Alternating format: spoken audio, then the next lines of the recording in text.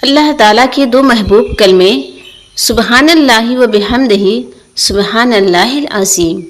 پاک ہے اللہ اپنی خوبیوں سمیت، پاک ہے اللہ بہت عظمت والا۔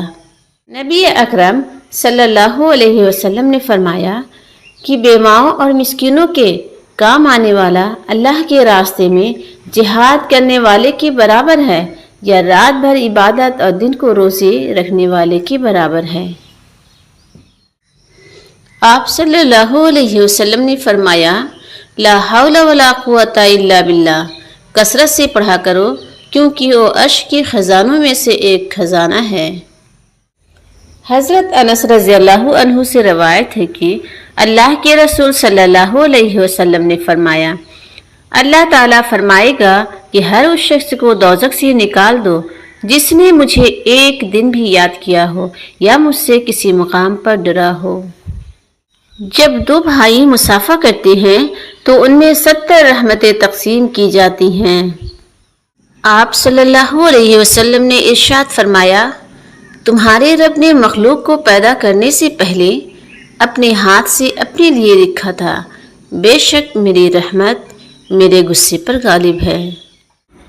آپ صلی اللہ علیہ وسلم نے فرمایا جب کوئی شخص قرآن شریف پڑھتا ہے تو فرشتہ اس کی دونوں آنکھوں کے درمیان یعنی پیشانی کو احتراماً بوسہ دیتا ہے۔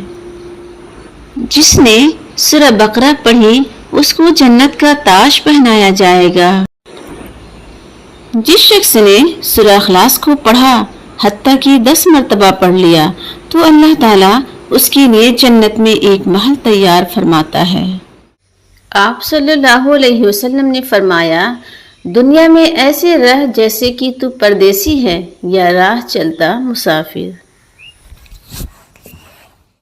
آپ صلی اللہ علیہ وسلم نے فرمایا بخار جہنم کی بھاپ کے اثر سے ہوتا ہے، اسے پانی سے ٹھنڈا کر لیا کرو۔ جنت میں نہ کوئی مکار آدمی داخل ہوگا، نہ بخیل، نہ لوگوں پر احسان جتلانے والا۔ آپ صلی اللہ علیہ وسلم نے ارشاد فرمایا جو آدمی غصے کو پی جاتا ہے اور غصہ کرنے پر قادر بھی ہوتا ہے اللہ اس کے دل کو ایمان سے بھر دیتا ہے۔ دو قسم کے لوگ کبھی عزت دار نہیں ہو سکتے، ایک چمچہ گیر، دوسرا منافق۔ آپ صلی اللہ علیہ وسلم نے فرمایا اگر 4 عادتیں تم میں موجود ہیں تو دنیا سے اگر تمہیں کچھ بھی نہ ملے تو کوئی حرج نہیں، امانت کی حفاظت، سچ بولنا، اچھا اخلاق اور پاکیزہ حلال لقمہ۔ روتا وہ انسان ہے جس نے رشتہ دل سے نبھایا ہو، ورنہ مطلب کا رشتہ رکھنے والوں کی آنکھوں میں نہ تو شرم ہوتی ہے اور نہ ہی پانی ہوتا ہے۔ راستہ نظر نہ آئے تب اللہ پر یقین ایمان ہے۔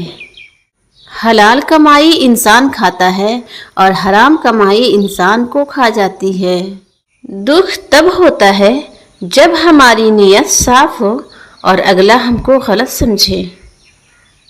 ہمیشہ ایسے لوگوں سے مشورہ لو جو اللہ سے ڈرتے ہوں۔